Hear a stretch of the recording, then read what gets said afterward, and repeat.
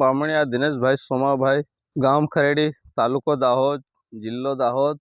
અમે આ પ્રાકૃતિક ખેતી છેલ્લા 3 વર્ષથી કરીએ છીએ। એમાં 2 વર્ષથી અમે વધારે દીધું। ધીરે ધીરે કરતાં બી અમને પશુપાલન બી ઘરે છે। પશુપાલનના લીધે પછી પ્રાકૃતિક ખેતીનો વિચાર કર્યો। એના માટે અમારે પ્રાકૃતિક ખેતીમાં સારું લાગ્યું। પછી બીજા ભાઈનો સેવા સંપર્ક લેતા આત્મા પ્રોજેક્ટમાં જોડાયા।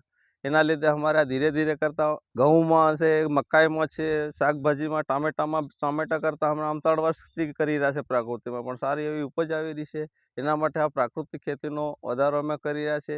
આપણને ખાવા પીવામાં આ કોઈ બીમારી, કેન્સરના રોગ વધારે પડતા થઈ રહ્યા છે। એના માટે આપણે આ પ્રાકૃતિક ખેતી માટે પોતાનું પકવેલું શાકભાજીમાં લીલા મરચાં ખાઓ, ટામેટા, બધું પોતપોતાના રીતે આ ઓર્ગોનિક પ્રાકૃતિક ખેતીનો ઉપયોગ કરવા માટે અમે પછી પ્રાકૃતિક ખેતીનો વિચાર કરીને આગળ આમાં ઝંપલાવ્યું છે। અને ઘઉંમાં ને મકાઈમાં પણ અમે આગળ પ્રાકૃતિક ખેતી કરી રહ્યા છે। ઘઉંમાં બી છેલ્લા 4 વર્ષથી કરી, પણ ધીરે ધીરે આમાં મકાઈમાં બી આવ્યા અને હવે આ શિયાળુ ફસલમાં વધારી દીધું છે। આ વર્ષે આમ તો સારી એવી ઉપજ મળી રહી છે પ્રાકૃતિક ખેતીના લીધે।